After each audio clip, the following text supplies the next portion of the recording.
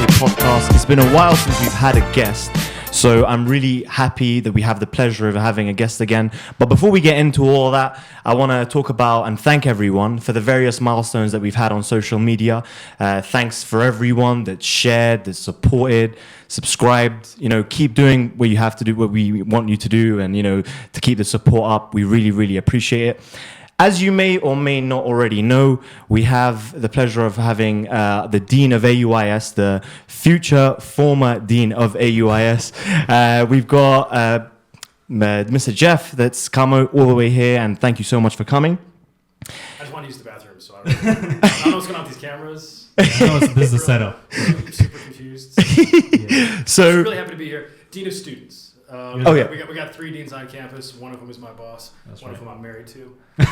So let's not make. That's not how you got the job, though. Let's not make either one of them angry. Okay. Yeah. Dean of Students. The Dean of Students and the soon-to-be psychology teacher and the soon-to-be the soon-to-be professor. The soon-to-be professor. To be seen. Yeah. Absolutely. Yeah, the soon-to-be professor, and you've recently become a father, right? Absolutely. And how's that changed your perspective, and how's that been for you yourself? Yeah. Actually, those 2 points are really closely related. It's changed my perspective in that it was one of the big motivators for me going back into teaching. Professors still, if you're doing it right, it still takes 45, 50 hours of work a week, but it's much more flexible than Dean of Students type stuff. Dean of Students needs to be there 9 to 5, 8 to 6, whatever. And lots of meetings with a bunch of people and things like that.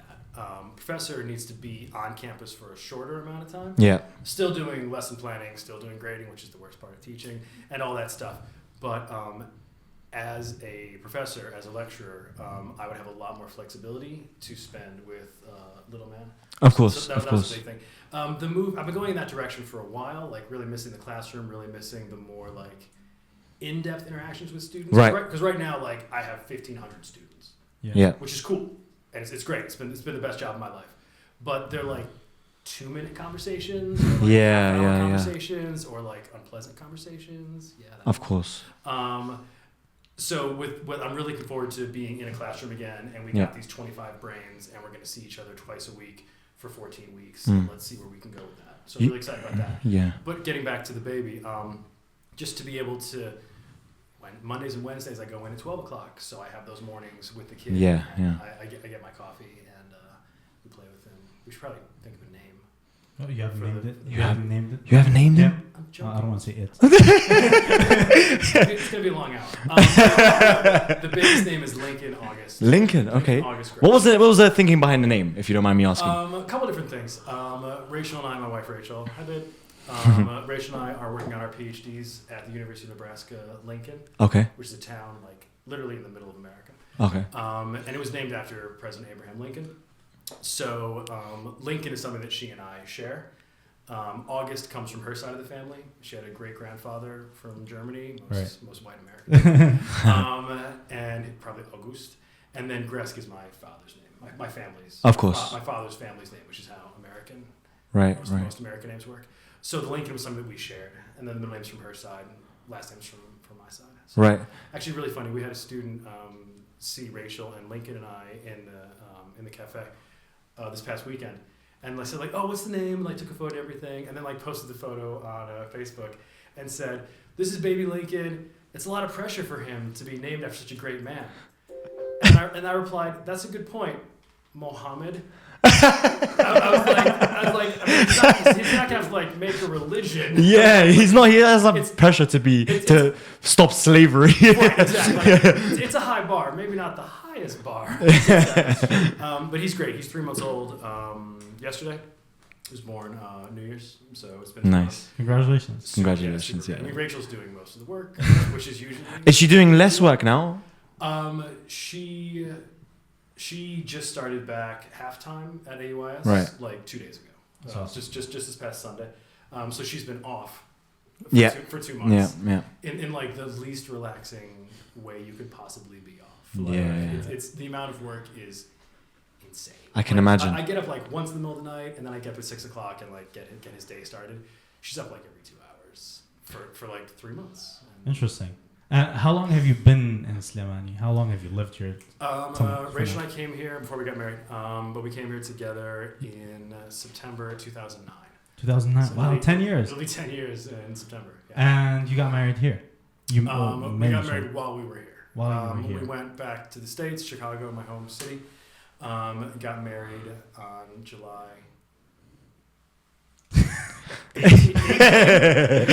2015, and then we came back here and had a big like Kurdish picnic thing for all the staff and what. So marriage, wedding there, party here, Party here as well. et cetera. Yeah. It was a busy year for you. So- Busy year. We also started our PhDs that year, like that month, Wonderful. because that's what it's like to be married to my wife. So it was super relaxing summer, 2015. Yeah, I mean, like, it's funny because you kind of are going to do less work than you used to do, but you've also, set another goal. You've now, you've started your PhD. Yeah. So there's a lot for you to, still have responsibility for. For sure. But like, you've obviously taught psychology before. Now, did you teach it while you were the Dean of Students? Yeah, for sure. I've taught Psych 101, I think 8 times.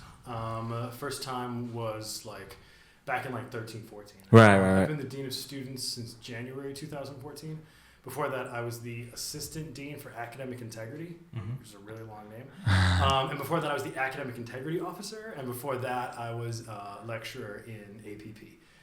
Before it was APP, it was E-Whipley. This is really boring for non-AUI-S people. Yeah. Really sorry. You guys No, Of course. course. We got to know your history. Like, you got to know who the guest is.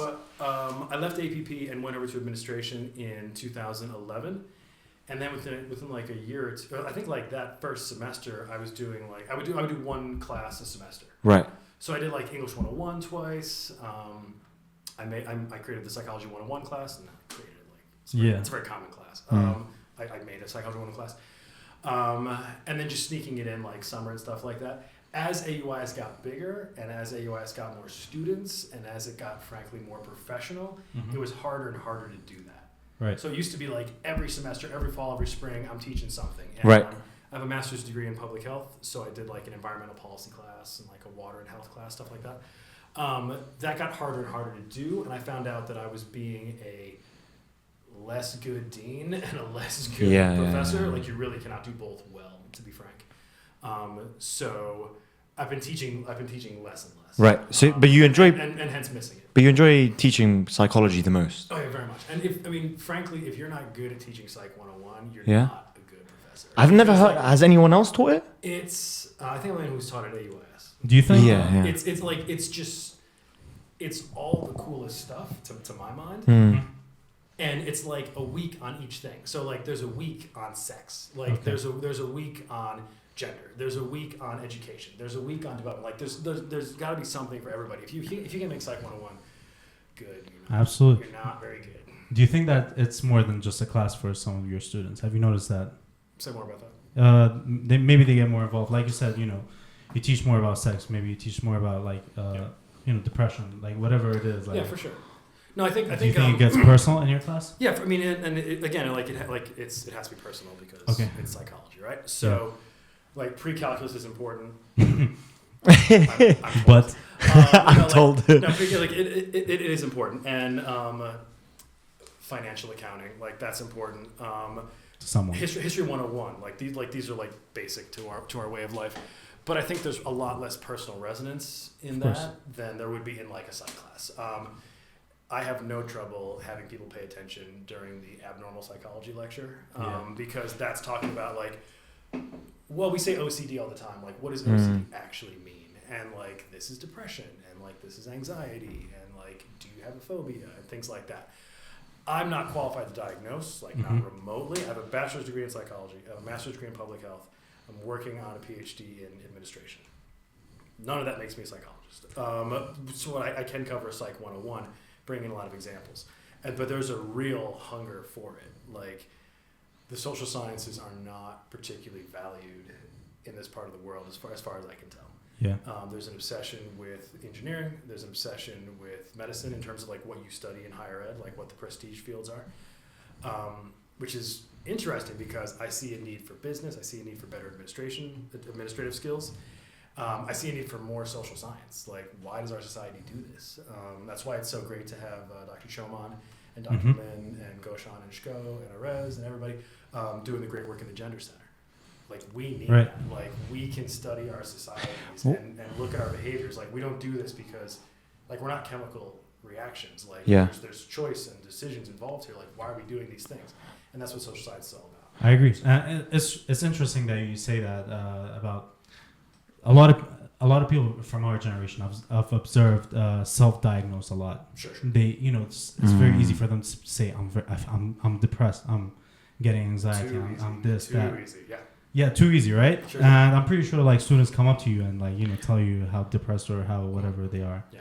There's a lot of that. There's also a lot of like, I think I'm depressed, and then they like look at me, like I'm gonna like scan them, and be like, yes, you are depressed. You are 46% depressed, which is just not number. That's not how it works for anybody. And if that was how it worked, I would not be the one doing that. So yeah, there is a lot of that. Why do you think it is that there's you said that there's more interest in people like wanting to know about psychology? Do you think it's because they think there's a market for it, or because they are interested in it themselves for their own reasons? Actually, I'm not sure there's a bigger market for it. I think there's a bigger interest for it. Okay. Which gets back to your question. The students interested in psychology, I think, are mostly, from what I've heard, motivated by an intrinsic interest. It's a very psychology question. By an intrinsic interest in it, like they find it cool for its own sake. They are not planning or expecting on getting a job. The exception for that is recently, past couple of months, I've seen several people who plan to go abroad and get an advanced degree in psychology, which is really what you need to do. Right. Like at least a master's degree to be a psychologist. But they're going abroad, like that's part of the plan, right? So they know that it would be very hard to get a job here in psychology, especially with AUI-S not offering a bachelor's degree in psychology. That's right. Yeah. I have a personal dream, goal, hope of having offering a minor within the next couple of semesters. Wow, that's quite a long term, yeah. We need 5 classes for that. There's 2 funky, really cool classes in English, actually, looking at literature and trauma and psychology. So we got that. We got Psych 101, it's very solid. We have another one on the books, Psychology 201, conflict resolution. And so we need a 5th class to make it a feasible minor. I haven't started the process for this yet, but I think there's definitely an interest for students in it. But it would be more of like, I don't want to say a hobby, but more of like, this is cool for its own sake. It's not going to go out and make me $1 million. Yeah, but don't you think, like, with the new age and the new generation being so, I don't know, I'd say that there's more depression now than there used to be at least 10 or 20 years ago. Would you say I'm correct in making that observation? I mean, I'd want to do research before I answer that question, but I would say there's probably more diagnosed depression now. Right. Yeah. I see what you mean. Like before, it was just like, oh, Grandpa was always sad. Yeah. Yeah, like well, he was depressed for like 40 years, but like men can't be depressed. That's a very new Middle Eastern men maybe can't be depressed. Like old school guys can be like my grandpa, not Kurdish. Yeah. Did not spend a lot of time talking about feelings. Let's put it like that. Right? Okay. So I think maybe there's more depression now. There's enough reason for it. God knows. Yeah. I think at least part of it is people are more comfortable talking about it and more comfortable diagnosing it. Yeah. Right? When we brought a licensed, certified counselor on staff at AUI-S, which is one of my biggest achievements as Dean of Students, she was overwhelmed by interest. Not actually overwhelmed, but like she had massive responses from people because they've been waiting 30 years to like talk to a proper counselor who's not their cousin's cousin and who's gonna respect confidentiality and all that stuff. And we have a lot less shame on campus for that, right? If you opened up a psychology office in the bazaar and it said psychologist, no one's walking in that door. True. No one's walking in that door, right? Which is not cool, but there's a stigma attached to it. There's some of that on campus, but there's a lot less stigma attached to it. Yeah. So there is a huge need there. It's more of a cultural barrier, is what you're saying. Like people are too scared to open up. I'd say scared because they think that it's, for example, maybe I don't want to say that this is why your granddad, didn't want to speak about it, but maybe he thought it was emasculating to speak to someone about it, right? Now that that's out of the way, I do definitely think like I've got a lot of friends that are interested in studying psychology or are studying psychology. I mean, you see people, the rise of, the voice of psychologists with people like Jordan Peterson as well. Have you heard about Jordan Peterson? Sure, certainly. Yeah, I mean, it's definitely out there, and I do think it's pretty good, at least for this generation, which I'm accustomed to our generation because I'm obviously living in it. You are of the generation, right? Of course, So of course. I'd obviously have the naive opinion of thinking maybe our generation has more depressed people than the other, right? Yeah. But you being in psychology yourself, this might be something that you use often, so I don't want to ask a magician what a magician's what's favorite. the trick? What's the trick? Yeah. What? Tell me like some of the two. I'm gonna ask two from you, and you don't need to answer any of them. But which one do you use the most, and what's your favorite one? Which one? What? Psychology trick. Oh, I mean the one where I like pinch someone's neck and they go to sleep. Yeah. Yeah. That's like the best. Metaphorically. No, like literally. Oh, Like, literally. If like a meeting's getting awkward, I'll just be like, Okay. no, of course not. Prove it. No, of course not. I was thinking, that's never happened to me. That was amazing. No, I didn't do that. Would you 'cause sign my paper? No. that would also be assault, like just so we're clear. Yeah. If they find that. No, charming. No, like 20% of my job is basic active listening skills. Yeah. And this is something we talk about in my psychology class. It takes 10 minutes to learn. It's super, super helpful. It's also talked about in like salesmanship classes. Yeah. I should say sales classes. Yeah. So And happy. What did you just say? What did you just say? It's nothing fancy. We should take sales classes. No, I said salesmanship classes. Then I said I Oh. should say sales classes. So Right, Choma right. doesn't yell at me for using Dr. Choma. And it's just basically like orienting your body towards someone when they're talking. Right, Like right, it's weird right. they were talking like this, Yeah. but we're in a studio. Of course. But if you were talking to me like this in the cafeteria, and I was like, yeah. Yeah. Like you're not gonna like open up to me about like what's really going on. Right, That's right. So like very basic active listening stuff, paraphrasing what someone says, repeating back Yep. exactly what they say. Yeah. Paraphrasing is better because when you paraphrase, you have to use your brain. You can't just repeat back. Yeah. Of course. You have to Yeah. Summarizing, asking clarification questions, Mm. like eye contact, not too much eye contact. Yeah. Eye contact, like open body posture, things Right, like this. right. And we spend a whole lecture on it, and I give the lecture because that's how lectures work, and then we just practice it. Yeah. And it's super helpful, and it's great for Being the dean of students. right. No, I'm like 100%. Like, Yeah. and honestly, I think a lot of my job is just someone coming with a problem Mm. and me listening Mm-hmm. intently, like closing my laptop, which I don't do enough, closing my laptop, listening intently and saying, that sounds really hard. Okay. I'm sorry that happened. Like, that was a bad situation. And maybe they want me to solve it, maybe they don't want me to solve it. Maybe I can, maybe I can't. But a lot of it doesn't get solved, but a lot of what they're looking for is me to say, like, I hear what you're saying, X happened, Y did that to you, Mm-hmm. that is not okay, I'm sorry that happened. And that doesn't take care of the problem, but people feel heard then. Yeah. And that's a really big thing. And that's cool for me in student services. That's important for people in business, like especially what sales is. Yeah. Any kind of negotiation, all these things, like politics, whatnot, all these things. So it's super helpful skill. 100%. I mean, I always have this debate with my friends because I do sales myself professionally anyway. Not at the moment, but I used to. And like whenever I'm trying to convince someone of anything, Yeah. right? Like, or I don't know, not selling anything at least with monetary value. Sure. I'm like, oh yeah, I just sold that, or I tried to sell it, or Yeah. and then he's like, dude, I'm not selling, man. I'm just convincing. It's the art of selling, you know. Yeah. Oh my word. That's never happened before, There you right? go. That works. I was gonna ask about that. Like, what do Does we do? the mic turn off? No, nothing I turns off. still got a red light here. Nice, Nothing yeah. turns off. Nothing turns off. Right. We're back, baby. Yeah. But yeah, This like, proves that we're in Kurdistan. yeah, But it comes back, it does come back. which proves we're not in some other places. yeah, exactly. But yeah, like Selling. it's sales, and like it's so important. I mean, any of the stuff that you said to me, like it would be common sense, but like actively doing it, consciously doing it, Right. is why people might want to take your class. Also, active is the word. Like, it's exhausting. Of course. If you actually listen to someone, it is exhausting. Which is why like counselors, like they work an 8-hour day. They're not doing sessions for 8 hours a day because their brain would melt. Like it's like max 3-4.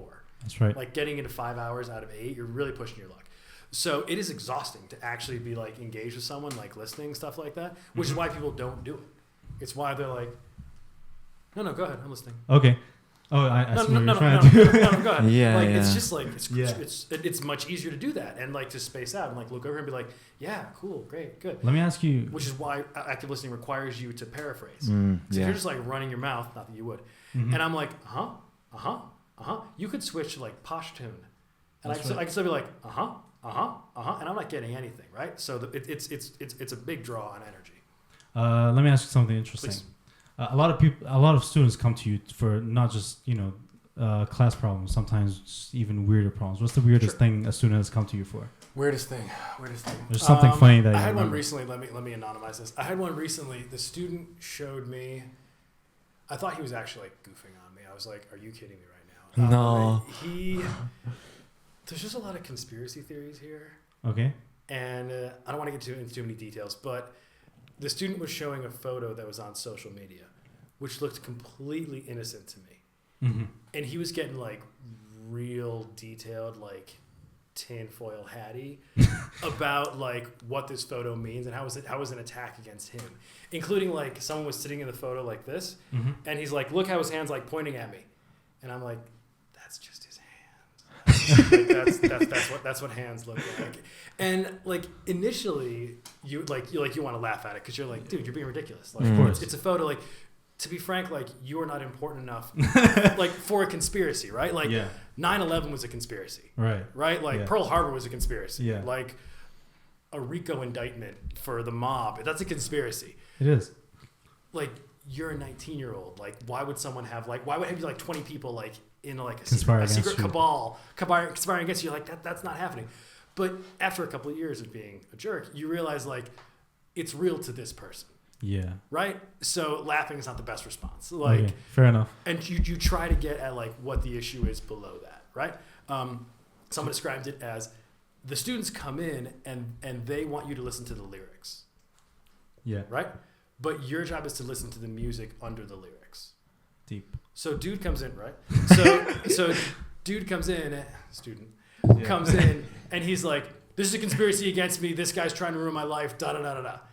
And you're like, okay, like let's talk about that, but let's talk about that for 2 minutes, and then let's talk about like what's really going on, like how are classes, like how's the family, like what's going on, and that's a tricky thing because it's not my job to fix his problems with his girlfriend, and it's not my job to make his parents more supportive of him. Yeah, yeah. It's my job to support him to be the best student person he can be. How many relationships have you ruined or fixed? Ruined? Yeah. I don't know about that. I mean, Well, why like, would he? Nine years. a lot of times, like the people take the psychology class, Yeah. and it's like first thing I say is like this class is not about learning how to control your girlfriend. And people are like, oh, well, they just like walk out. So I'm not sure if I've ruined anything. I'm glad. Thank you. I tend to like advise caution with female students Okay. as far as like starting a relationship with a guy, Yeah. because the stakes are so much higher for the girl than for the guy. I would agree. Right? Like they date, whatever that means. We can have a conversation about that. Right. They date for 2 months and then they break up. Mm-hmm. If anything, probably like his stock is going to increase a little bit.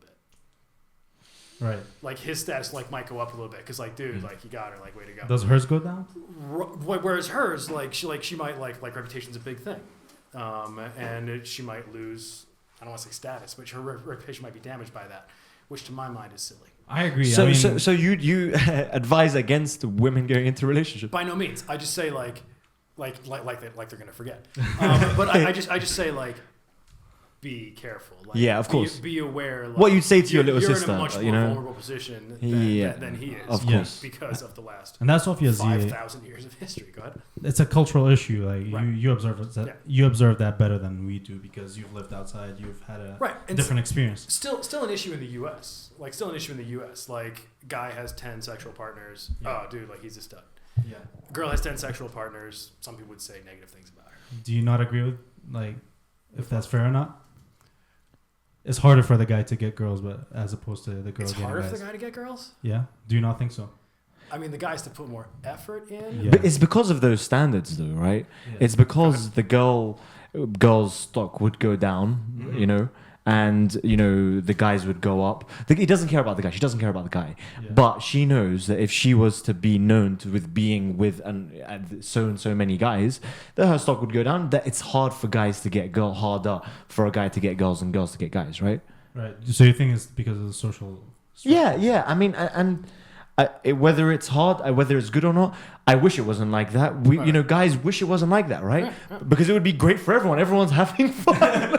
Right. You know what I mean? But people have said this. People have said, if you would just like speaking to like a Middle Eastern guy, yeah, you would get so many more dates if you would just let people date your sister. wow, that's so true. Yeah. Right, because that's the social contract, right? And like guys want to be like, I want to date a bunch of girls.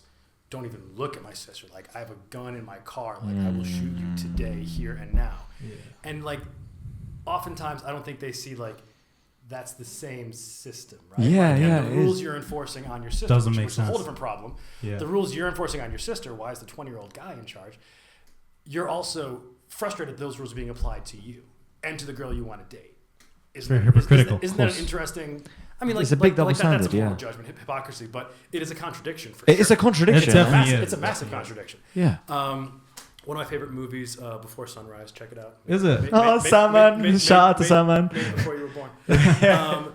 The girl, French woman whose name I can't recall, talks about how she thinks the whole feminist movement was a plot by men to have more sex. Because there was so much more sex going on after women's lib than before. Oh. But ironically, some men are against it, which is absolutely fascinating. Yeah, that is quite funny. Like, the free the nipple movement, all this stuff. There was a slut walk made by Amber Rose, hosted by Amber Rose, and people were confused. You know what I mean? They're like, okay, what are you exactly trying to do? Right. But at the end of the day, we know that there's a double standard, especially here in the Middle East, which we touch. Certainly not only here. Definitely not. I mean, that reminds me. I mean, like, what the differences between here and America. You've decided before the podcast. We're not going to put it on here, but like we spoke about how you're definitely looking at being here for the long term, Sure. at least for the short long term anyway. Sure. And What does that even mean? Short, long term. it's not a business term, but but Good. It's good. point is, a lot of professors aren't willing to, commit the way that you are, which is where, might be why you are where you are. But, why is it that you find joy in being here, and what differences do you see between like the advantages or disadvantages of living here rather than America, Chicago? All right, so, I mean, disadvantages, obviously, number one, I'm separated from my extended family, my nuclear family as well. Mom and dad. I have a brother. And Sorry, did you say nuclear family? Yeah. What does that mean? What does that mean? Nuclear family is your mother and father, your siblings, Okay. and your children. Oh, I called that Oh, immediate that was immediate family. family. Yeah, nucleus or immediate family. Same Oh, thing. nucleus. I thought you said yeah. nuclear. Oh, nuclear. I was like, that It- sounds dangerous. It is nuclear, but it's because it's the nucleus of the family. Okay, fair fine, enough. fair Makes enough. sense. That was one of the jokes about the Okay. Simpsons, like the nuclear family. We learned something today. Yeah. Cool. Something? 26 minutes. Learn something. All it took. All those things. And then your extended family is going to be like your 25 cousins. Yeah. Mm-hmm. All from In-laws, all from I guess. Italy. Okay. So I miss them immensely. My course. family is Catholic on both sides, which means they're not really sure about the whole family planning thing, which means I have a lot of aunts and uncles on both sides. So Right. I miss my cousins. Yeah. There's a lot of things I don't miss about the U.S. Like, I love America. America literally made me. I think America is, despite our best efforts, still a force for good in the world. We can have a whole conversation about that. Ooh. Yeah, we can save that for the end. Like, bookmark that one. But I also find that if I'm in the U.S. for more than like 3 weeks, I want to cut my face off. It's What do you hate about it? I wouldn't say hate. Maybe hate's the right word. I'm never going to be elected to political office in the United States ever. But I think we all knew that. I hate the waste. Waste? Waste. W-A-S-T. Okay. I hate the waste. Like, there's a lot of waste here, right? Yeah. Like styrofoam, plastic bags, all that stuff. But it's limited here because there's money here, but not like a ton of money. Yeah. The U.S. just has like so much money, and we just waste it on like bizarre things. I think it's the first time in the history of the world where the poor people are fatter than the rich people. That's crazy. Because for the past for the 5,000 years of recorded history, it was like, oh, that guy's fat. He's probably the king. Because everybody else is really skinny because we're super hungry. But in the U.S., like the farm subsidies and like the tax structure, it's all so weird. Like you can get a Big Mac for like $3. It's insane. But like a piece of like salmon steak, like lean, good protein, is going to cost you $10. Yep. Which one is a poor person going to buy? Like it's really, really simple. Yep. It's a simple choice. So, but a complex process. And that drives me nuts. Like we could be doing we're so close to being like this amazing. And we are amazing. Like, but we're so close to just like getting everything like so right. Mm-hmm. But we just like mix it up every time. Were you ever socially active when you were back in the States? What do you mean socially active? Like social justice warrior Okay, or cool. whatever. Not really. I mean, I'm not sure I'd call myself a SJW now. I came kind of late to that. Like, I look back at high school and like talk about waste. I look back at high school and I was just like, were you a party man? no, God. No? I think I saw an old picture of you. Maybe we'll put it up if you find it. Oh, that's terrible. You look like Which one? Hippie vibes, like long hair. Like, Oh yeah, definitely had long hair. Okay. Definitely had long hair. I had long hair. I never had long hair and a beard at the same time. Okay. Regrets. Go with fashion. I like, especially in high school and even in college too. Like I was just like intellectually inert. Like I look back at it now and I was like, I remember my like usual like philosophy 101, like the class we all take, and there was the usual list of like things you got to read, and it's like all the whole progression of like Western philosophy. The professor, God bless him, the professor said, we're not going to read any of these. We're not going to read Kant. We're not going to read St. Augustine. We're not going to read any of these except for Plato's Republic. Because everything in philosophy is in the Republic. And some people have said all of Western philosophy is just footnotes on the Republic. Yeah. So we're just going to spend the whole semester reading Plato's Republic. Now, I'm like, that's amazing. Like, I would like cut out time in my day to like be sitting in that class, notebook, highlighter, just like get my brain involved. At the time, I was so stupid and so 20 years old that I was like, okay, cool, less reading. So I can watch more TV now. Like, and it wasn't even like, this was like way before like PUBG or whatnot. Like it was literally like watching Babylon 5 on TV, which is a great show, but not the Republic. Yeah. And so like I was not, I mean, I guess you asked me, I'd be like, I'm liberal, like I'm a Democrat, whatever that means. Yeah. But not active or like critical thinking at all, which is a regret I have. That you weren't back then? I was not, like high school and college. Yeah, because that's the question I was going to ask you about, Please. like about the students that we have at AUI-S. I mean, you know, it would be hard for you to criticize that sort of passion or focus that you wish you had back then if you didn't have it back then, right? Because I don't want to talk about myself, but there's a couple classes that I have right now that I am so passionate about. Great. Shout out Dr. Clue. Like, you know, I'm so into them, and to be fair, a lot of the students of some of those classes are as well. Yeah. But a lot of the other ones, the students don't pay much attention as I think maybe we should. Do you see, like, did you teach at America?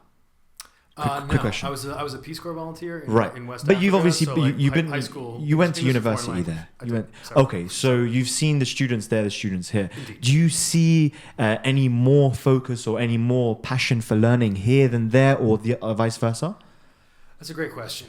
To be honest, no. You don't? I think it's about the same. I think it's about the same in terms of like number of students in this class who are super psyched about today's lecture. Yeah. It's probably about the But you same. teach Psych 101, like. Right, and I'm like a super good professor. Yeah. I mean, like, no. Honestly humble. We don't need to hear it from him. I mean, I'm also we've heard super it. humble though, right? Really good point. I see. Yeah. Like, You how guys- humble Let's am talk I? more about that. Let's talk about that. No, I'm so gonna break this. I hope so. I really hope so. Stay tuned, man. It's gonna be amazing. The chair may break. Highlight reel. again, like I want to do some research. I'm like, how do you define that? Like that'd be a real True. that'd be a real I'm just tricky saying, as process. you, as the dean of students, Right. obviously for you, it's a lot Intuitive. easier for you to look at Kurdish students. But Right. back then, you might have had a different perspective. But like, you know, the amount of maybe people that were not paying attention in class, Yeah, as in like PUBG. Do you get a lot of like students here being told off of going on PUBG, for example, a lot?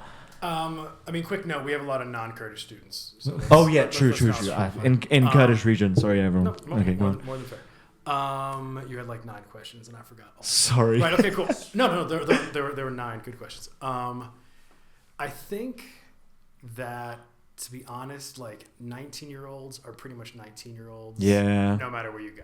Yeah. Right? I think we'd probably have similar if we somehow manage to define and measure Yeah. like Passion, which like, is like, really like, hard like and a vague. passionometer. Yeah. Don't Google that. If we could, I think we'd probably get like it's about 30% in every undergraduate class in Chicago, in California, in Buenos Aires, and in Suli. Yeah. And that's okay. Like it would be very weird if everyone was If everyone excited was about interested. every class. True, that would be true, like true. that'd be some kind of like Yeah. mania going on. Utopia, yeah, That would yeah. be weird. You're gonna have somebody who is just like completely lit up and delighted about thermodynamics. Mm-hmm. That person is probably not, maybe, is probably not going to be equally jazzed about gender in Islam. Or The- psychology. The summer class. Or psychology, Yeah. right? And that's completely fine, right? We do have some people, we try to go, I don't want to say go against that, but AUI-S as a liberal arts school does try to encourage people to be excited about that, right? And I love that we have minors at AUI-S. Yeah. I had someone today, engineering major. Okay. So like literally like 140 credits or whatever, right? Okay. Thermodynamics, like calculus. A lot of numbers. Up the wazoo. So many numbers. And an English minor. Because she is Okay. really excited about like British literature. And I'm Nice. like, you're going to do fine. Like you are going That's to be so true. fine, right? Because like Best of both you can worlds. tell me like when that steel building is going to collapse and we can get people out of it before the collapse.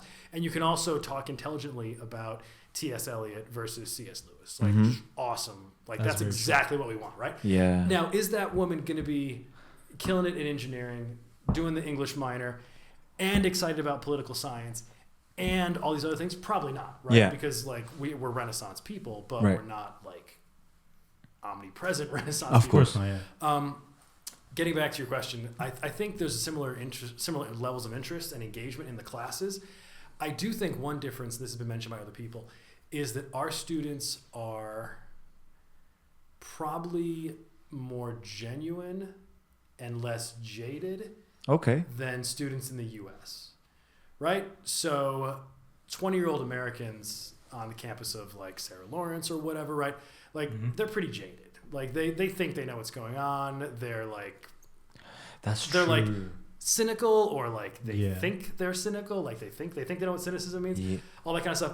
They Where- haven't earned their cynicism. Right, exactly. Where I'm like, oh, like was it hard being upper middle class? Yeah. Was it hard, Stacy? Jordan Peterson quote by this. Whereas here, like the students, who many of them have reason to be cynical, right? Like, Yeah. Right. my father was killed by a death squad. Yeah. Okay, like thank you for being in a really good mood. Like all these horrible things.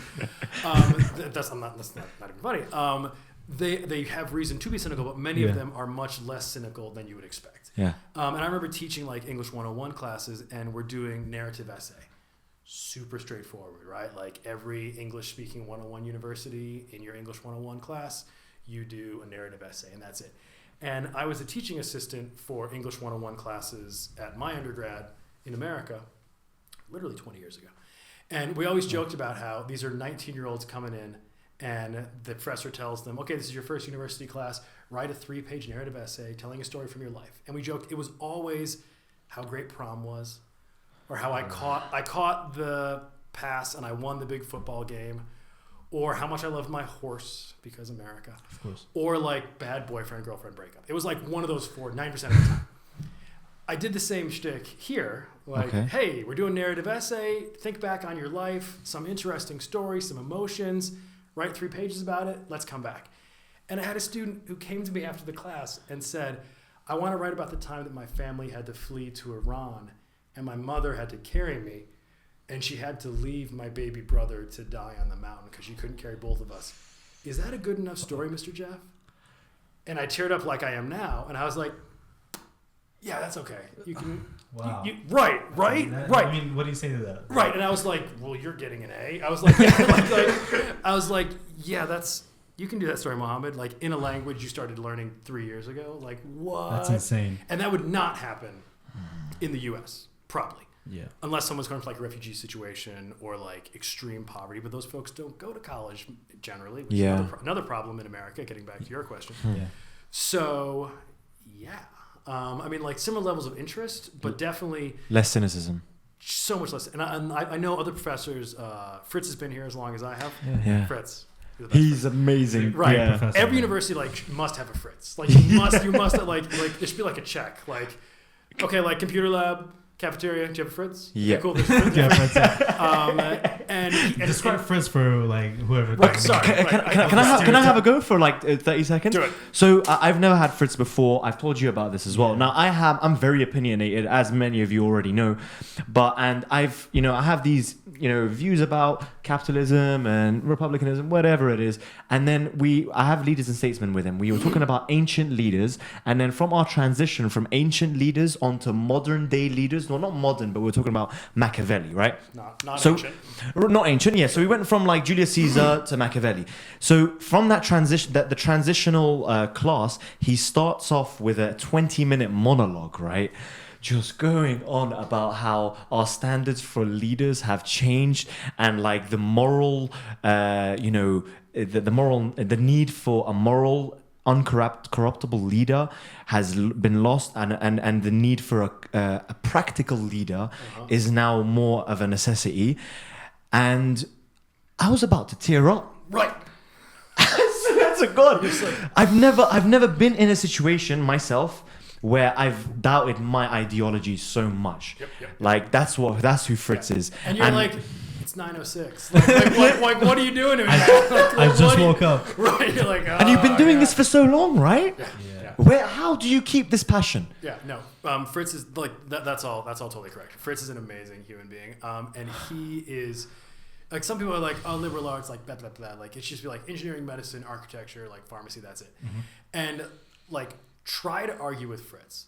And number one, he won't argue with you because he's like way too cool. If he does, if he does debate you, like he is gonna cut your head off and like hand it to you, and you'll be like, thank you, sir. At least you gave it back to me. Right? He'll be like, take care of this. Like, we were doing a faculty versus student debate. Yeah. Like I think before your guys' time, and it was about was the Arab Spring successful? Right. Nice light topic. And the one side went and just like made their presentations and like they had their points and everything, like doing the good job. And then Fritz did the opening comment for his side. Yeah. And he said, people call the Arab Spring a revolution. They're not revolutions because it's not a revolution until something turns around. And then he sits down and the whole room is just like, he's right though. We're like, what just happened? Like it was amazing. Like it was just like, and he's just so smart and so articulate, crazy and wise he's as well. That because he has a PhD in philosophy. Like all PhDs are philosophy. That's what the PH means. But of course, he's actually a PhD in philosophy, and he is just the embodiment of that. And exactly. he's Yeah. Super super cool. I'm surprised. In a meeting, go on. he's an interesting guy to have because we're like. Really? We have to decide something, Fritz. like you're the best, Fritz. Like you're the absolute right. What are we going to do about this question, right? And like him and Rachel in a meeting is absolutely perfect because like they are. If you could like meld them, they're like the perfect human. If you can get them on a podcast, right? Exactly. But they're also like different species. It's just like absolutely amazing. Serious. And so he's great. Like every university must have a Fritz. Yeah. It should be like on the accreditation check. Yeah, it's crazy. Like he gets so deep into things that you lose your train of thought. It's like a million times. Right. And that 20-minute monologue, it might have been like an hour. But it felt like 20 minutes and like there are other classes where they talk for a minute and it feels like 20 minutes. Yeah, really. But like for Fritz, just like so smooth, so smart, so good. Exactly. He's also taught an amazing range of classes, like less so in recent years. Statistics as but well. early So on, get it, yeah. he taught. I think he taught either mathematics or statistics. Right. Yeah. Statistics, Midwest. The textbook he chose was Aristophanes' The Clouds, which does not have any numbers in it. It is literally like, what is a triangle? And like it's this very deep, like, ancient Greek book about the philosophy of numbers. He's absolutely fascinating. It's amazing. Absolutely. On the topic of professors and I don't know, something that I've noticed throughout my, university life. How many years have you been at AUIS? I'm about to graduate. Yeah. Yeah, 4 years. So 4? Yeah, it's my fourth year. Your AUI-S age is 4. Cool. Yeah, Cool, exactly. And I've noticed a lot of let's say the expats, the expat professors, Sure. do not like try to be, they back off from being friends with the students, and I feel like not because they want to, but because they've been told to. And I've personally always thought that having like a friendship between the students and the professors is very important, because it allows them to be more comfortable to ask more questions, go to their offices, and that's how real learning happens, in my opinion. There's a lot of learning should happen outside the classroom, certainly. Yeah, I think so. And why do you think our professors are sometimes reluctant to interact with us? On a more equal level. Yeah, cool. That's a good question. There's a couple different reasons for that. I would imagine. There's probably, especially you mentioned expats. Yeah. So especially for people coming in from outside, there's a lot of concerns about like violating cultural norms and stuff like that. So I think a lot of people probably err on the side of caution. My perception of Suli after a bunch of years is people go out and they have a drink and they talk and everything, and that's not a big deal for 90% of the population. Right. They're not gonna be upset about it. But you don't know that when you get off the plane. Right? And so like you're very cautious if someone has not been in the Muslim majority world before, Middle East before, whatever. There's going to be a little like I'm not sure if that's okay or not. Another thing is I can say we now. We have really heavy teaching loads, in terms of just like the number of sections that you teach. Okay. Rachel and I are studying at University of Nebraska, as I mentioned. When you get hired as a professor in our department, Educational Administration, your first semester, how many classes do you teach? You tell me. 0. You teach 0 classes your first semester because you're supposed to be doing research. Okay. Your second semester, you teach 1 class. So in your first year of teaching, you have 1 section. Yeah. Halas. Like that's it. Interesting.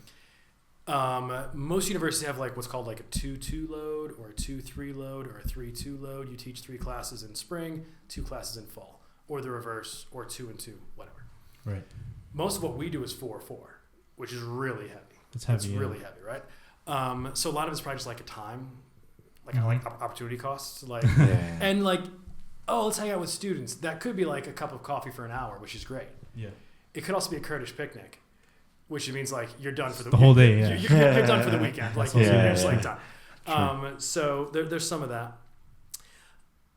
Also, maybe I'm being like too American here. If someone is currently in your class, if a student is currently in your class as a professor, I'm not sure going outside of classes. So that's a dangerous precedent. It is cool, right? Yeah. Because there's a precedent issue. I also think that's against HR policy, to be honest. Right? I've checked that, and if so, that would be reasonable to me. I especially like hanging out with people after they graduate, because then there's no question about propriety and stuff like that. Right. As like Dean of Students, it's weird because, as I said, like you're all my students. So if someone was like, "Let's go out and buy you dinner," I'd be like, "Cool." Like the day after you graduate, let's do that. Fair enough. So yeah, that's. Yeah, I've got some Twitter. We put it up on Twitter that we were going to interview you. I got someone in the cafeteria today. Is like, "Sorry about the interview, Mr. Jeff," and I was like, "Okay." So you on what? Someone in the that was really fast. Someone in the cafeteria today. Okay. Was like, "Mr. Jeff, interview tonight. Like, good luck." And I was like, "Cool." Oh no! But we've got a couple. We can't ask every question. Yeah. Not with that attitude. But because he's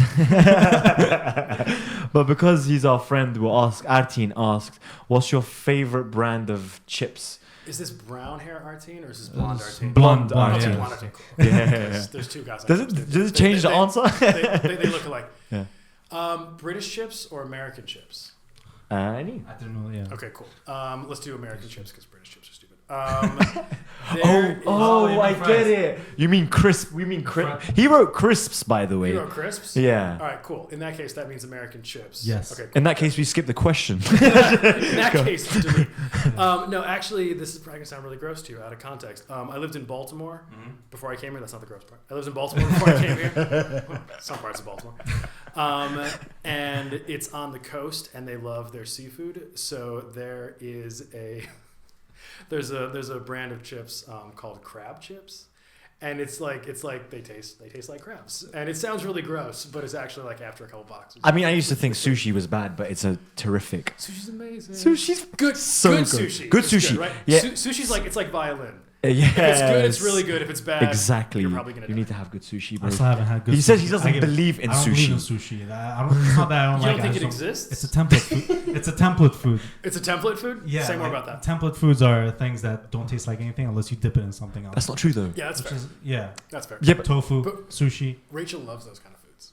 Like Rachel's like all about the sauces. all about template food. No, like pasta. I'd be like, well, you should be able to taste the pasta Mhm. with the sauce. And she's like, that doesn't make any sense. It's just like dumping on the sauce. Yeah. Like chips, dip, like ranch, each all, their own. all Yeah. that kind of stuff. I'll respect Yeah. that. That's Oh fine. wait, but so do you like do you eat chips or crisps or I mean, I do like them. fingers? Finger, yeah. Okay, isn't that a template food? They're not because You you dirty, just need dirty some hipster. salt on Very that. inconsistent. You just need some, you just, Very inconsistent. Go ahead. whatever.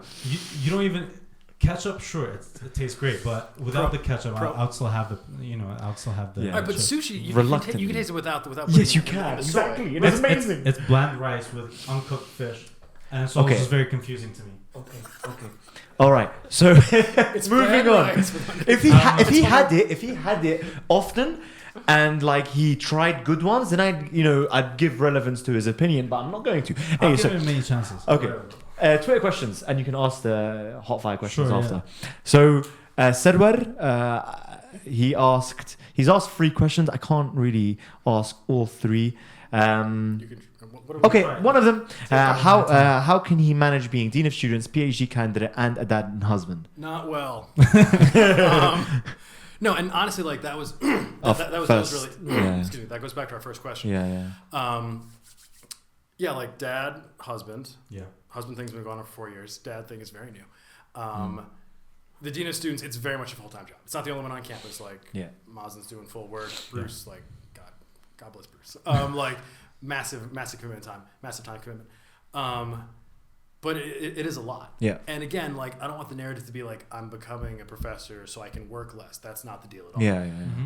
I'm switching to be a professor for several reasons. One of them is I can do the 40 or 45 or 50 hours a week in a more flexible way. Yeah.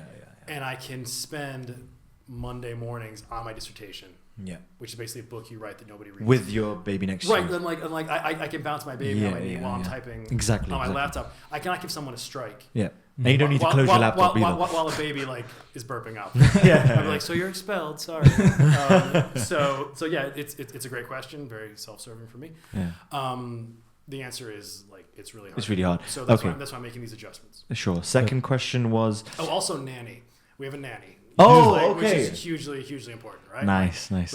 Rachel getting back to work was important for Of course.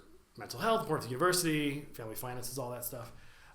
So we have a nanny, and she's awesome stuff. So, have you ever been outsmarted by an AUI-S student? That's a good one. Certainly. The tricky thing is, I probably wouldn't know about it, right?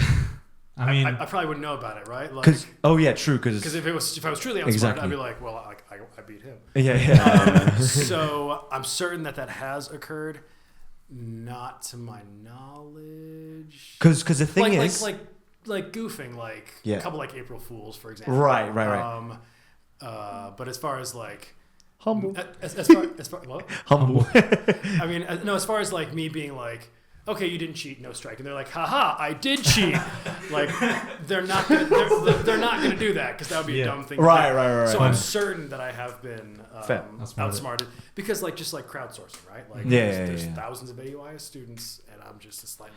That's the thing. A lot of people say, like, I ask, because I I don't come to your office a lot, which may be a good thing, right? Because you go when you're in trouble. when you're in trouble, There's different reasons. Yeah, there's different reasons, but I had a student come in today to do an overload form, and I was like, I'm like, you can't take an overload 'cause you're not close to graduating. She's like, I'm graduating next semester.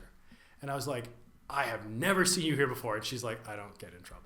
I'm like, cool, there you go. Great. Fair enough. Sorry, go ahead. So, like, you know, what they say is you're really good with your words, which is like something you can't teach in anything. It's just like You learn it, innate. yeah. You're just born with it, right? You can, I mean, You're like not born Fritz, with it, like, but you Okay. acquire it. You can It's teach an True, acquired skill. true.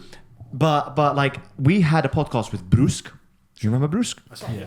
He did you see the bit where he talked about you? Okay. Okay, yeah, I saw oh shit! Comprehension track question. Okay. So actually, yeah, did it go on there? Because we cut did, parts of it. yeah. Okay, yeah. He was like one time he was crazy mad about him. He failed his class because he had too many absences, Yeah. and he didn't know about the absences. He didn't give him a warning, and you just said one thing to him. Can you count to 5? And then that's it. That You know what I mean? That beats It's it. borderline inappropriate, but yeah. I don't know. It's a good answer. Though. Like it's like life is hard for Bruce because he's really intelligent. Yeah. And he doesn't hide it as well as he should. And I'm like, Bruce, if you were an idiot, like we could let some of this stuff go. Yeah. But unfortunately, you're really bright, Exactly. and I need you to do a better job Yeah, with yeah. this. And so, like, I mean, that was like the main thrust of that podcast. Like, whatever it was, 1.5 to 3.2. Yeah. That's a steep It's math. very impressive. That's some steep math. Yeah. And so yeah, I do. If I see everyone has potential and all that stuff, but if I see particular talent and potential in someone, like I'm going to push them particularly hard, right? Yep. Which can sometimes involve like more like the tough love approach. Yeah. Right. Yeah. Fair enough. I think the next question goes to your beats. Okay. The tasbih. Do you want them to answer? A lot of people, want to say like, what's the story behind that, and why do you always have it? It's just straight up cultural appropriation. Is it? Yeah. Was it not a special gift or anything? You just I used to be like, oh, it's from my grandfather, and people were like, really? I'm like, no. I bought them in the bazaar. I just really liked that so many dudes walked around with prayer beads, and then this particular type is, as you all know, is more of like on the Kurdish side of things. And I talked to people before I did it. I didn't want to be totally appropriative. But the impression I got was that it's like 90% culture and like 10% religion. pretty much, yeah. And based Right. on like the piety of the students I see carrying prayer beads around, Yeah. that is It's not a very definitely- religious or the lack campus. of piety perhaps. Yeah. That's definitely true. So I'm okay with that. I agree. Fair enough. So Good. we've asked this question already, but you know, because you asked it anyway. Please, So you're very welcome. ask him what humanly habits he notices in most Kurds that he doesn't see in other nations. I'm sorry, what habits? Humanly habits that you see what's in that? Kurds that you don't see in other nations. Aros Humanly ask. habits? Yeah. That's a fascinating way to put it. Yeah, I know, right? It's not That alien was habits. Aros? Yeah. Nice. How did you know? Hey, Aros, because you just said. Yeah. Active sorry. listening. An American city the same size as Slemani Okay. would have a ton more homeless people Yeah. because there is a much stronger extended family, not nuclear, extended family support here, and So they true. Well, don't give up, right? In the U.S., it's like cousin whatever is alcoholic and he stole from us, so he's out, right? Yeah, so And the true. dude's alcoholic. He's also schizophrenic, and he's unmedicated, and that's not going to get better. Mm. And he's pushing a shopping cart down the street for 20 years, or less time, sadly. You do not see that here. Like you see some people with what appears to be a visible mental health issue, very, very rarely.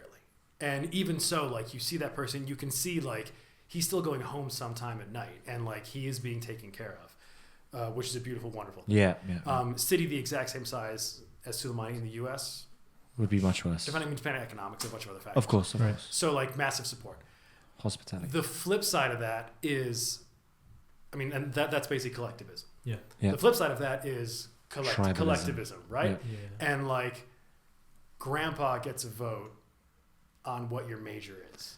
Right. Yeah. Right. That's definitely That's a thing. so true. And like, why are we doing that? So like that, and not to criticize, I'm not in the game, so I don't get to play. But that's that's an interesting trade. Yeah, it comes. It's a package, Right. you know. It Because comes. and it's really tricky for our students because they're living in both these worlds, right? Yeah. Like they've been raised on MCU movies and YouTube videos and like very westernized in some ways.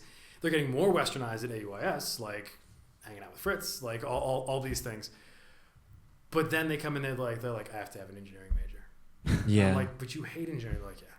But my family does. Right, and likes like, it. and like it's not even a debate. Like just like case closed. It's very sad. So that's the flip side of the whole collectivist, like Right. we all take care of each other Mhm. thing. I also see that with less debate, less of a civil society than I think some people in this society want. It's harder to criticize Yeah. political Of course. leaders than it would be in some parts of the world, which is ironic because like suppressing that dissent leads to these explosions, right? Like there's no revolutions in democracies, generally speaking. Million counterexamples, yes, thank you. Because like they have real elections that matter, and they get their anger out that way, right? It could result in interesting results like Donald Trump, for example. Right. But at least there's that chance to speak. Whereas here, like I see a lot of frustration, but I don't hear a lot of frustration because you can't talk about it. Exactly. But again, that's the whole collectivism. Individuality is lost here. Well, not maybe it wasn't ever here. Right? That's an interesting one. You've read a book about that. But I mean, but I see like we have very individualistic students in a collectivistic society. Right. Yeah. And that's why we need a counselor. Like that's a lot of stress. That's a hard thing. And I'm not even doing it and I see it stressful. Like that's a lot to carry when you're also 19 and you got a zit on your forehead and this girl's not talking to you and you definitely hate your major, blah, blah. Like it's hard, it's stressful. There's a huge bubble in AUIS, don't you think? Huge like bubble? Huge bubble where Okay. people can maybe they can be themselves there, like on campus, but when they walk out those doors, like For sure. When they walk out the gate, they have to be the person that their family expects them to For sure.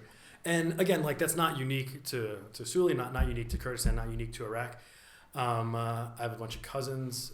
They went to Catholic school, which is like a private religious school in the U.S. And I dropped them off at school. They're younger than I am. I dropped them off at school one time, and I dropped them off like 3 blocks from school. Yeah. And they were walking towards school. And just the way the traffic went, I was driving next to them without them seeing me. Like it wasn't planned. It's just like the way the traffic went. Okay. The 3 girls, like 14, 16, 18, whatever, my cousins, they got out of the car and they're wearing these ridiculous uniforms, like schoolgirl uniforms, like because Catholic girls' school. They got out of the car and the skirt was at like the top of their knees. And then in the 3 blocks that they walked away from like the family, like represented by me in the car, getting to the school, they had flipped up the waist of the skirt, which caused the hemline, the bottom, like to raise up a little bit. And it was absolutely fascinating. It was like really super interesting. And then they probably flipped it down again when like when the teachers saw them, right? Yeah. So that was an example of a bubble. That's pretty or a micro bubble. That's true at AUI-S like 1,000% more. I definitely agree. We had a high school tour getting shown around the campus once, and you know that place where you're walking towards the dorms, and you turn and look towards Suli, and you can see like most of downtown. Yes. Between building C and building B. Yep. And this high school smartass says, "I didn't know you could see Suli from America." Whoa. How great was that, right? Like super grand. And like, I mean, we've got cheeseburgers and we got skinny jeans and boys and girls holding hands, and that's what America is to this kid. Yeah. And then he can see like downtown Suli at the same time, so it's a fascinating thing. And I didn't answer your question half an hour ago. That's maybe one of the reasons. That is one of the reasons why I'm still here. It's just so interesting and so weird and so unpredictable.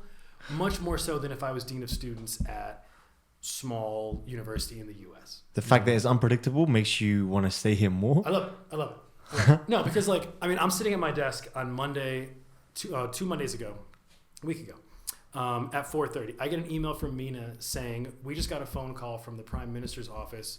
There's going to be a Sri Lankan dance troupe on campus tomorrow morning. Who wants to greet them?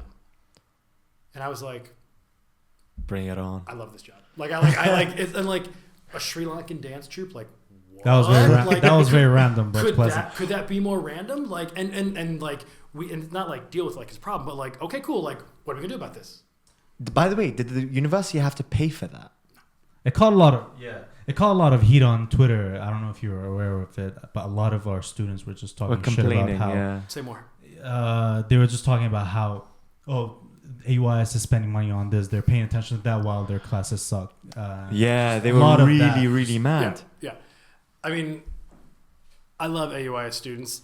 Many of them will not let facts get in the way of a good argument. Oh, never. Facts don't care about your feelings. Right. So, but also like, let's get some facts first to not care about. Yeah. no, we didn't pay for that. Like what? Yeah, no, some people really like, thought their like- tuition money was going straight to that, like the dancers. Okay, number one, whenever someone talks about tuition money, my question is always, are you actually paying tuition? Most we likely not. have like 2 students paying the full tuition. The one that everybody quotes, Yeah. almost nobody pays that. We have a ton of sponsorship students, scholarship students, Yeah. et cetera, et cetera. No, we did not pay for the Sri Lankan gesture. I'm like, no. I thought so too. Yeah. Right, like we make bad decisions. That was not one of them. that was not one of them. Yeah. But that's example, just like how like goofy, like what, that is, and like so we have students from all over Iraq just like watching this, being like, that's weird, but in a cool way, and I love that. I love like seeing them, especially like younger students, like metabolizing this, and they're like put this in my brain, like what is this, like I don't know what to do with this information. right, like is this cool, like I don't know, like what do we do, and I just love like seeing, and if I'm lucky, facilitating that. And for the complaining thing, I think it's just the fact that we have so many platforms to complain on just allows for it to happen in the first place. Otherwise, like, if it was harder to complain for those kids, like, they wouldn't do it in the first place, because they would have more time to think about what they're saying, actually. There's so many platforms, and it's so easy to complain. Really, yeah. It's it like you can do it with like an emoji. And like the unhappy face, and like cool. Yeah. And like 1,000 people do that all of a sudden, and like that's an opinion all of a sudden. I think it's I don't want to say too easy. I sound like an old man. There's a lot of ways to complain about it. Yeah. And there's just so many platforms on which to complain. I think another thing is just spring. Like people get really cranky in spring semesters. Really? In my experience at AUI-S. Because it's the end of the year, right? Like the end of fall semester, like you had summer and you had these 12 weeks, and like maybe it was hard, maybe it wasn't. Spring, like we had a little winter break, but you've mostly been going to school. That's right. This is the previous September.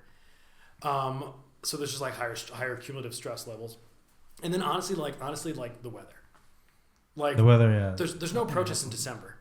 Like no one's gonna protest in a rainstorm. But like when the weather gets like warmer but not yet hot, I think that's a big part of it. It's a great season to complain. Campus mood, right? Like I mean, in Afghanistan, they talk about like war season, like when the weather gets nice enough to fight, like fighting season. Yeah. But this is the same thing like everywhere. Like murder rates are affected by the temperature outside. True. And if it like hotter, like more murder, until it gets too hot, then it's like it's too hot to kill. But again, like this is all why it's such a fascinating environment. Like, and it's almost like there's an emergent personality for the campus. And every day I walk into the cafeteria from the parking lot, and I'm like, "What's the mood today?" And you don't know what it's going to be. Oh, it's you're usually just good. playing Russian roulette with your. It's usually a good mood. It's always interesting. Okay, good. Sometimes frustrating. I'm glad you have that opinion. Have you got the hot fire questions? I do. Are you ready? We can. Go. Okay, so I have just a few questions like this or that. Cool. Before you guys get into any kind of political Choices. questions. Okay, good. I got you. Go. So I'm just gonna ask you, and you pick one of them. Do it. Chicken or beef? Chicken. Hot coffee or iced coffee? Hot. Suit or just the blazers? Suit. Summer or winter? Winter. Being a dean or being a professor? Quick fire. Professor. Kurdish food or Chinese food? Chinese. Killing puppies or kittens? Kittens. So far, that's been the answer. That's been the answer every For real? time. Yeah. So I just wanted to see. I mean, I'm much more of a cat than I'm. Are you a cat person? No. Oh, you're not. Okay, No, good. I am a cat, Oh, you are a cat. which is why I don't like cats. I haven't seen a 'Cause lot of cats- grown men say they're cats cats. hate That's cats. interesting to me. Yeah, I mean, like cats are just a lot cleaner. Like dogs are like, I'm dirty, I'm a dog, I don't really care. But cats are always like, like getting themselves like, Yeah. More elegant. I don't know about elegant. Yeah. Put together. So my cat- spirit animal is a lynx. What's that? That was the gayest thing I ever said. A lynx is like a medium-sized wildcat, not like a tiger. Yeah. It's like bigger than a house cat. Yeah. It likes cold environments. Mm-hmm. I don't like hot weather, which is why I've been in Iraq for 10 years and I was in West Africa. You don't before like that. hot weather? I don't. Which is really weird. But you leave in the So you summer, must love right? summer as a year, like. I mean, I leave in like July for like a couple weeks, but it's not like June's like Yeah. chilling. But yeah, like I think of myself more as like a cat person. Also, cats are more like loners. Yeah. Whereas dogs are much more like social. Like that's the cool thing about lions. They're a social cat, but they're the only ones. Almost all wild cats are solo, just like hanging out. And I'm actually a pretty strong introvert, Really? which is surprising to people Okay. because Yeah. I can like tell dumb jokes and do stuff like this. but it does take energy out of me to talk to people, and I do need to be alone after a full day with people. So like I'll go to the gym or just like plug into YouTube or something after a full day at work. Fair enough. Interesting. It's a super wide-ranging answer. Sorry about that. Yeah, no, of course. Yes. But that was a long explanation about how he's a cat. How he's a cat. Kill some kids. That's how you justify it. I mean, like you two, introverts, extroverts. I'm an extrovert, a big Dir, extrovert. Yeah. Super dir. Yeah, no, I'm definitely an extrovert. And I enjoy it. Like, Really? yeah. I live alone. So like after hanging out at a party, like you want to talk more. sometimes, yeah. I want an after You know, the party. thing is, Yeah. like, I'm an extrovert, but selectively, I guess. Like, A selectrovert. Selectrovert, yeah, I guess so. Yeah. Like, I like socializing. I like meeting new people, but not everyone. Like, sometimes you look at someone, you're like, Pass. I'm like, yeah, Hard pass. yeah. I think for me, the reason how I know I'm an extrovert is like I can't spend the whole day alone at home. I always invite the boys over. That's fascinating. You know, I mean, like you can't do that. I love being alone. Oh my god. Yeah, no, I love being alone. Yeah, you have to have Like, alone time. Yeah. Left to my own devices without like family commitments or whatnot. Like, I would go, not a week, but I would go like days without talking to people. Really? Just like in the apartment, reading Game of Thrones, some coffee, You do great in jail. some chicken. Not that you should go. Honestly, like. I think I would do better with solitary confinement than a lot of people would. Yeah. But I picture it with like a comfortable chair and like a stack of books. But I don't think that's how jail. That's usually, not how it works. That's though. not how jail usually goes. We've hit the hour mark and we're quite past it, but I do want to ask one more question. This is my only skill, so I can talk as long as you. No, this is fun. Despite being an introvert. Yeah, Right? You can do whenever, like. But I will hit a wall in like half an hour, and I'll just like walk out. like we're done. But Yeah. at least let us finish it off. Like over the table. No, please take it. Okay, so something that I'm kind of interested in myself, and I hope other people are interested in it as well. So that's why I'll ask. You seem to be someone who's pretty good at giving advice. That's what I've Okay. heard from people. Okay. How would you go about giving advice apart from the whole active listening thing? Yeah. You know, giving advice is something that it's really deep. I'll tell you why, Sam, because like a lot of people, I know he knows why. You know, I just feel like yeah, dumb it down for me. yeah. So, point is yeah, a lot of people just won't listen to you, and a lot of people might just, want to be heard, Yeah. and how you break that down, and that sort of thing. I want to know how as well. So, how would you explain it yourself? That's wonderful to hear. It's very gratifying. I'm not sure that I am good at giving advice, but it's nice that people think that. I think a lot of it is about. This sounds like a bumper sticker. Don't try to be a compass, right? Just try to be a mirror. The person knows what they want to do. They know what's right, probably. Yeah. In their heads, Yeah. like intuitively, whatever you want to say. So it's more about asking questions and listening and not talking, which is hard for me, than it is about like, here is your solution. You are welcome, right? So it's much more about, I remember a professor of mine said this, everyone's trying to be cool. Everyone's trying to sound smart and funny. Mm-hmm. Everyone's trying to be impressive. But it's in the questioning and the listening and the silences that the work gets done. Which is completely true. And that was worth my tuition for that year. Like that is completely true. So silences are hard for me. I try to ask as many questions as I can, to ask someone a question and then actually wait for them to answer, which is hard. Yeah. And to just give them some space to answer. Are you saying that by asking questions, you might have them answer themselves? Exactly. Right. Which is one of the goals of therapy, right? Like Yeah. counselors, again, I'm not a counselor, not trying to be a counselor. Counselors ought not to give advice. That is not what they are trained. It's the tell me how you feel about that. Right, which is like it's a cliche and it's annoying, but it's also true because it's so much better if you can get someone to say, "My boyfriend is really abusive of me," and then you say, "It appears that he is," as opposed to your boyfriend's abusive, right? And someone can walk in, I know in 20 seconds, like you got to change your major, or like you need to withdraw from this class. Yeah. But if I can spend a few more minutes and have them say, I'm going to fail, like I need to take a W. And I'll be like, yep, take a W. That's going to be a much more sincere and of course internal response, as opposed to like, withdraw from the class. Damn it! Like, get out of my office. Like, if they can come from that themselves, then that's a great thing. It takes more time. Yeah. And so it's a tricky thing, and that's why I'm behind on emails, and that's why my budget proposals are always late. But I choose to have the open door policy with more of the. It requires a lot of the active listening that you're talking about as well. Yeah. Another question. One thing about that, I always try to ask someone like, "What is your goal?" Because I'm going to give very different advice. Exactly. Yeah. For like, I'm getting bad grades. Okay, cool. Is your goal to get an A, or is your goal to just pass the class? Because that's going to be different advice. Yeah. Like, I'm not doing well at AUI-S.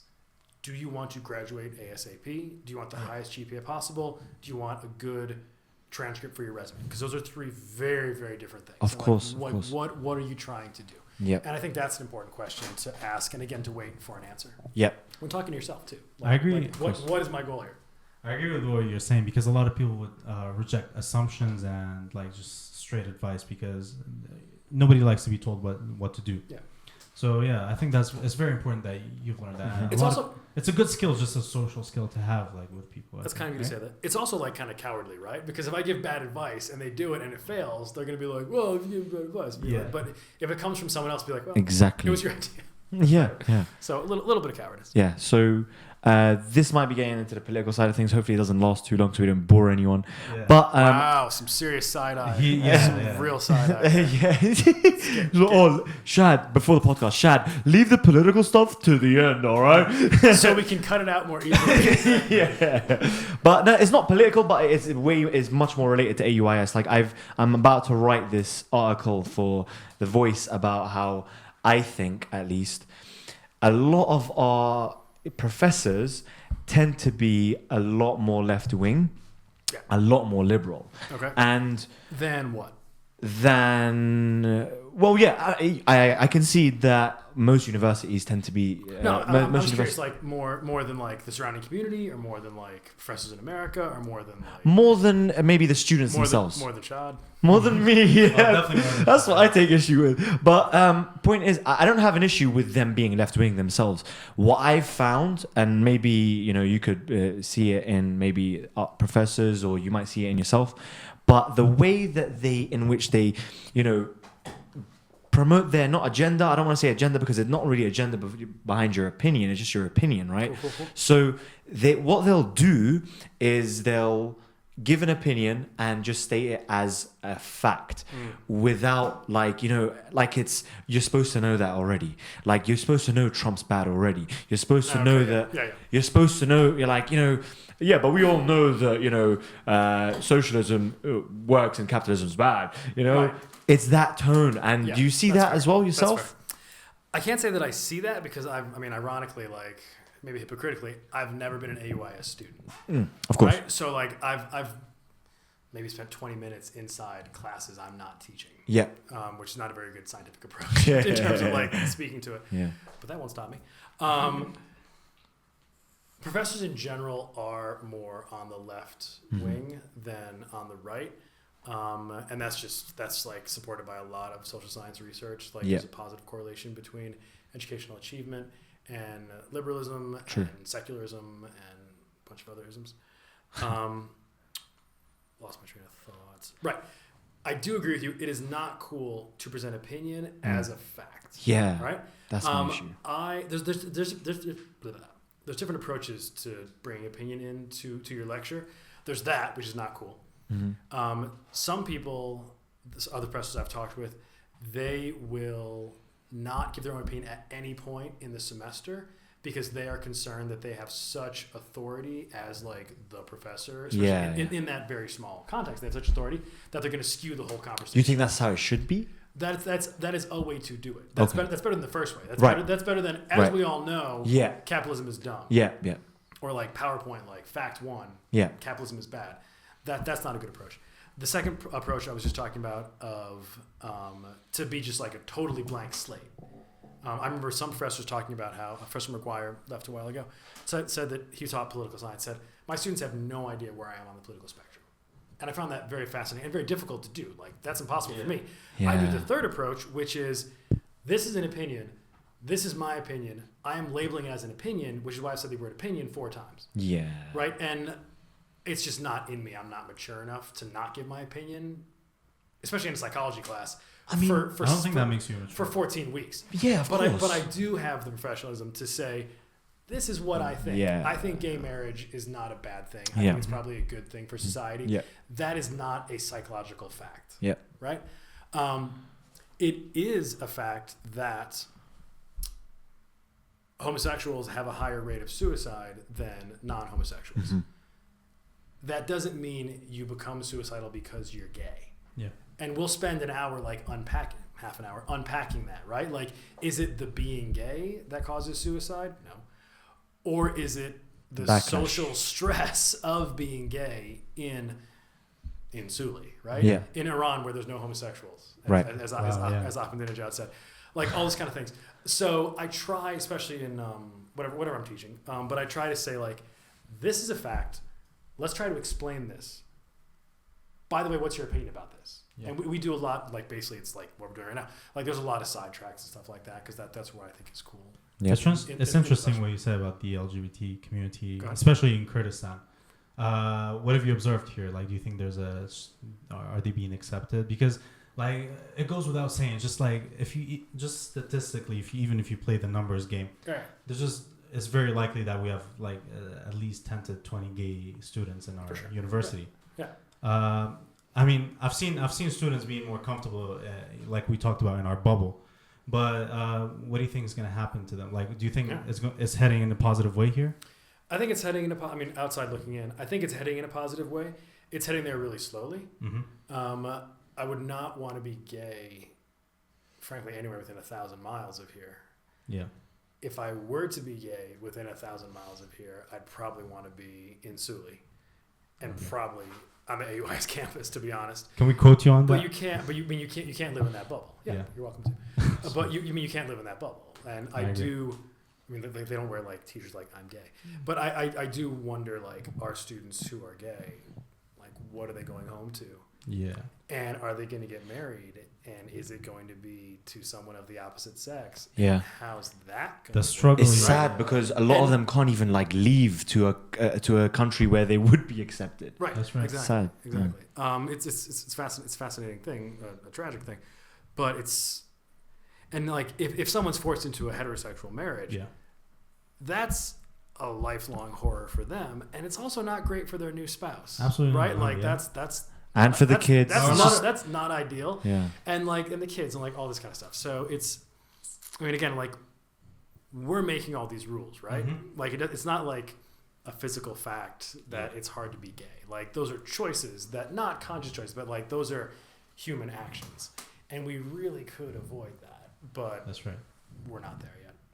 I think you're right, and I think we would love to just bring on someone that is more of an authority on that subject here, because Yeah, we'd love that. Yeah, I mean, I haven't studied LGBT. Yeah, no, but it's always interesting to have someone's take on it, because more than anything, it's just the fact that nobody talks about these things. Just we all know gay people exist, but the fact that nobody talks about it is just ridiculous. And even more than that, like, everyone knows gay people. Yeah. Every human, I don't want to say every. No, yeah. 99.9% of humans know gay people, because 5% of people are gay. Yeah. They may be married to a member of the opposite sex. They may have 5 kids. Mm-hmm. Like, but they're gay. You hear a lot of those stories here. Right. And like, I've gotten the eye from some people, like walking down the street, and like maybe he's holding a girl's hand, and like, okay, like that's a really rough life. Like that's a really like for both of you. It's a really rough life.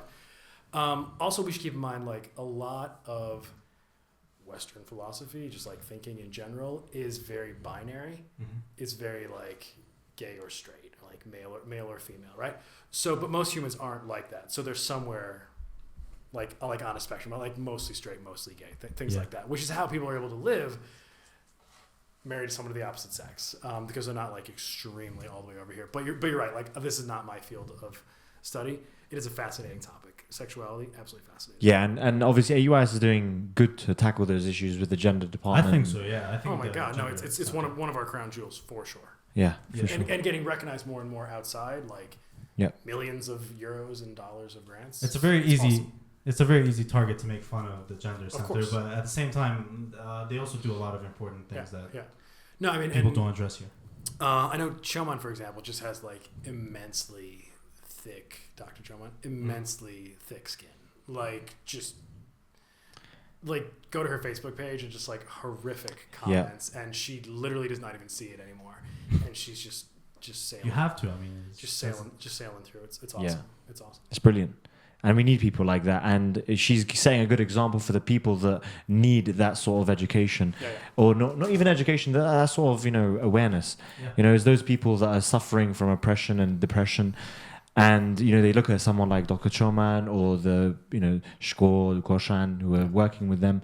They're going to get a backlash and, they're still doing what they're doing, which is admirable for sure. But the backlash is part of the process, right? Like... Yeah, but you're not going to get back. Right. It's part of the learning process. I thought like one of the best signs I saw in the Gender Center was the first person they hired was Shko, who's a dude.